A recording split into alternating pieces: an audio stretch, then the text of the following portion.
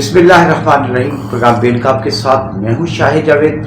ناظرین، 26ویں ترمیم پاس ہونے کے بعد جو ہے پاکستان تحریک انصاف کا جو احتجاج تھا وہ نظر نہیں آ رہا ہے، اور محترمہ بشریٰ بی بی کی ضمانت پر رہائی بھی ہو چکی ہے، اور بہت سارے ابہام، بہت ساری جو ہے غلط فہمیاں جو ہے وہ پیدا کی جا رہی ہیں کہ بشریٰ بی بی جو ہے ایک ڈیل کے تحت آئی ہیں، اور پھر ان کا کے پی چلے جانا یہ بھی سوال اٹھا رہا ہے.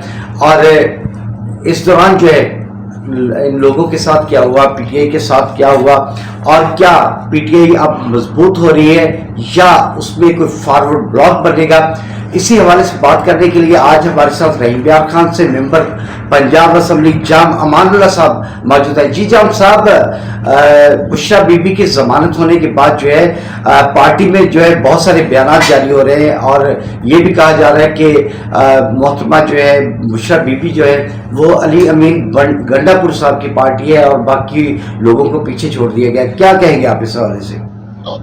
وعلیکم السلام جی. اس میں جی صرف یہی کہنا ہے کہ بشریٰ بی بی نہ تو کوئی سیاسی عہدے پہ تھی نہ کوئی حکومتی عہدے پہ تھی. وہ ایک گھریلو اور نظمی عورت ہے، باپردہ عورت ہے، اور انہوں نے کوئی ایسی کرپشن نہیں کی تھی، کوئی ایسے مقدمات نہیں تھے جو ان پہ ثابت ہو سکے. انہوں نے تو لا یہ تو دیوار پہ لکھا ہوا تھا کہ یہ جھوٹے مقدمے ہیں. ان جھوٹے مقدموں میں پھر بھی انہوں نے 9 ماہ تک اس کو قید رکھا ہے. تو یہ تو ایک نہ ایک دن انہوں نے باہر آنا ہی تھا جی. لیکن یہ جو باتیں کی جا رہی ہیں کہ کوئی ڈیل کے تحت وہ آئی ہیں، تو اگر وہ آئی ہوتی ڈیل کے تحت تو وہ بہت پہلے آ چکے ہوتی. چھوٹی سی ایک گھڑی کے کیس میں وہ 9 ماہ اندر نہ رہتی. اور دوسری بات یہ کہ علی امین گنڈا پور بھی ہمارا ہی وزیر اعلیٰ ہے. اگر وہ ادھر چلی گئی ہیں تو کیونکہ ادھر تو 9 ماہ سے کوئی ولی وارث نہیں تھا بنی گالہ کا، جس میں پتہ نہیں کیا کیا آلٹریشنز کر دی گئی، کیا کیا کچھ کر دیا گیا. اس لیے پارٹی کی طرف سے وہ تو بنی گالہ میں رہنا چاہتی تھی، لیکن یہ پارٹی کی طرف سے ہدایت تھی کہ وہ ان کو جب تک وہ پورا گھر رینوویٹ نہیں ہوتا تب تک وہ کے پی میں رہے. اچھا، یہ گھر جو ہے 8 دن پہلے سے رینوویٹ ہونا ہو چکا تھا. کیا پارٹی کو پتا تھا کہ بشریٰ بی بی صاحبہ جو ہیں وہ آ رہی ہیں واپس؟ ہمیں تو یہ تو پتا تھا کہ کیس ہمارے لگنے ہیں، اور توشہ خانہ 1 میں ضمانت ہو چکی تھی، خان صاحب اور بشریٰ بی بی بری ہو چکے تھے. تو توشہ خانہ 2 بھی تو اسی کی بیان تھی. وہ کون سا کوئی نیا کیس تھا؟ اسی کی ایک ہی کیس تھا. تو اس میں تو بری ہونا ہی ہونا تھا نا. اس میں کوئی جج بھی اگر ان کا اپنا وہ حمدہ شباز بھی جج بنا دیتے تو وہ بھی ضمانت لے ہی لیتا اتنی پیشے 9 ماہ کے بعد. تو یہ تو ہمیں پتہ ہی تھا کہ انہوں نے انشاءاللہ آنا ہے، اور خان صاحب نے بھی بہت جلدی آ جانا. دین کی باتیں ہوتی تو وہ تو اب لندن بیٹھے ہوتے. تو آپ کا کیا خیال ہے کب تک عمران خان صاحب واپس آ جائیں گے جیل سے؟ جی انشاءاللہ تعالیٰ ان کے اوپر کوئی کیس نہیں ہے. 90 ملین میں بھی ان کی ضمانت کنفرم ہو چکی ہے. اب سے یہ توشہ خانہ 2 ہے. اب توشہ خانہ 2 تو آپ کو پتا ہے کہ یہ تو صرف ایک مذاق ہے. یہ تو ایسے ہی ہے کہ جیسے ایک گھر میں ایک چوری ہو، کوئی 2 چیزیں کو اٹھا جائے تو وہ دو الگ الگ ایف آئی آر ہو جائے. یہ تو گھڑی کا ہے، چھوٹا سا مقدمہ پوری دنیا کو پتا ہے. تو انشاءاللہ تعالیٰ خان صاحب بہت جلدی ضمانت کنفرم ہو جائے گی، وہ ہمارے درمیان ہوں گے. اچھا جام صاحب، یہ بتائیے کہ کہا یہ جا رہا ہے کہ جب ایک کیس میں ضمانت ہو جاتی تھی دوسرا کیس تیار کر دیا جاتا تھا.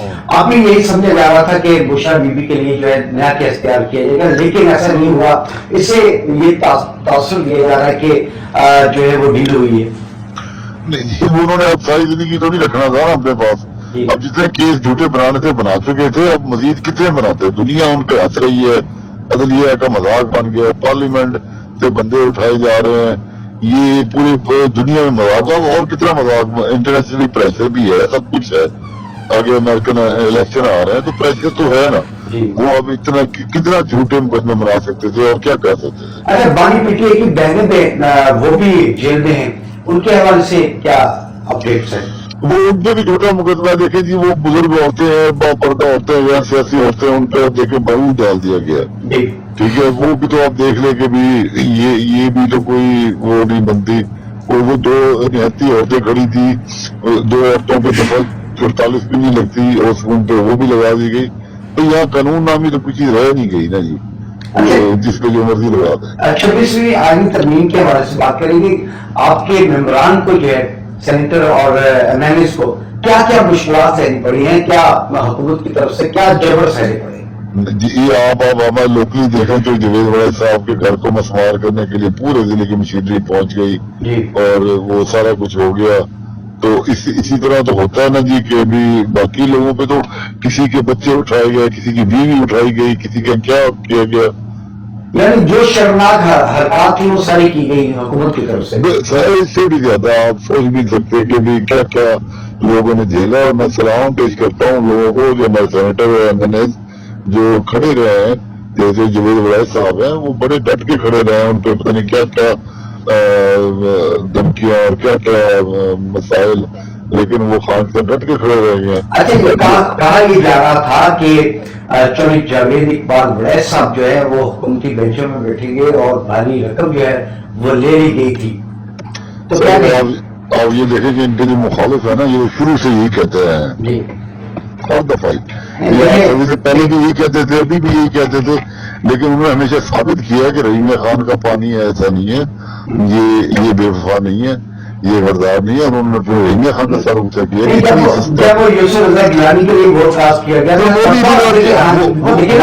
وہ بات ہے سامنے سر، وہ بھی کوئی ایسی بات نہیں۔ اگر وہ بات ہوتی نا، ہماری پارٹی میں اتنا کچھ ہے کہ اگر وہ ایسی کوئی بات ہوتی تو وہ آج تک وہ پارٹی میں نہ ہوتے۔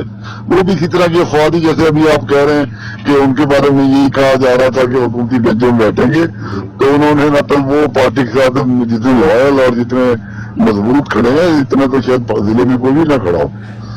اچھا معاملہ صاحب ضلع رحیمیہ خان کے حوالے سے بات کریں گے کہ کچے میں جو ہے بہت زیادہ جو ہے وہ جرائم کچے کے حوالے سے ابھی ریسنٹلی ایک ڈاکٹر بھی اغوا ہو گیا، سابقہ سے بہت سارے لوگ اغوا ہوئے۔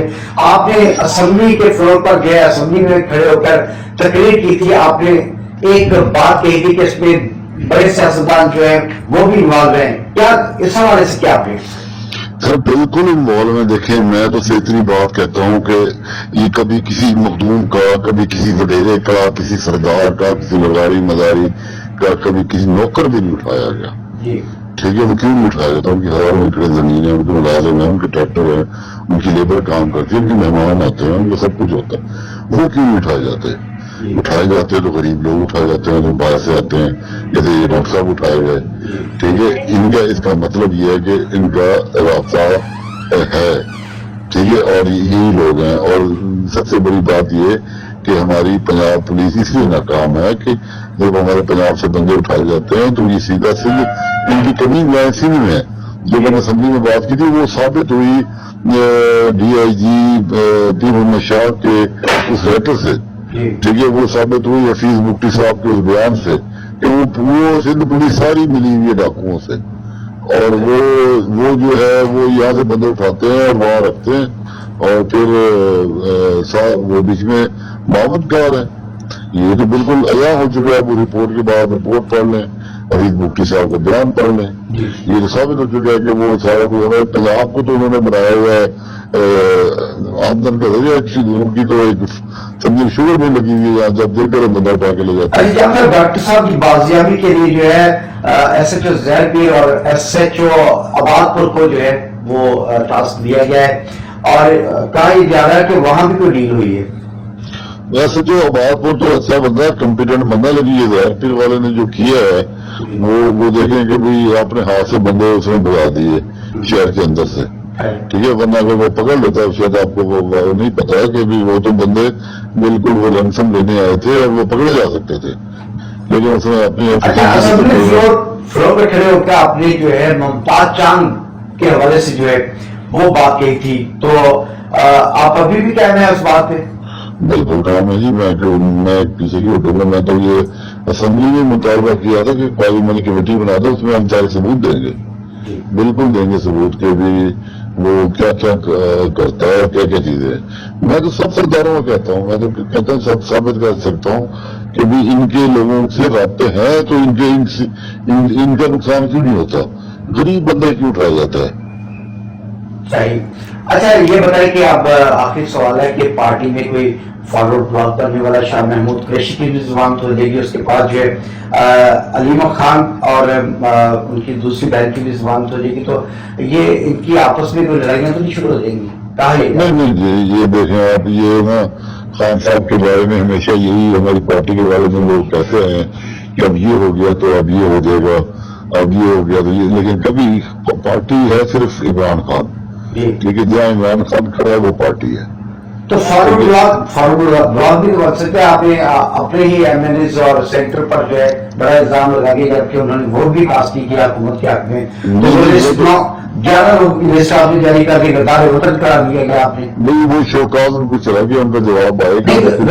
गद्दार वतन है, बिल्कुल है जी, बिल्कुल। जो पार्टी पॉलिसी और जो पार्टी के मुताबिक वो नहीं देंगे वो हमारे भी गद्दार हैं और पार्टी के भी गद्दार हैं।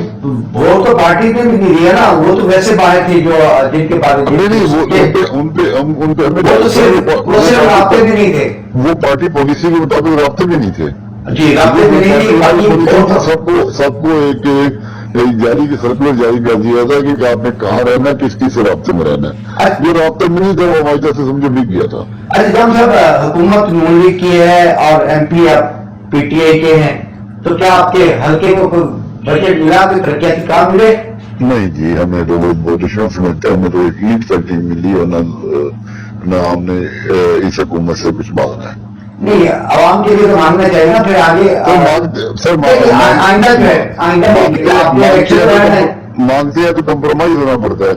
वो हमें ना पार्टी तो इंस्ट्रक्शन है ना हमें हम ये कर सकते हैं।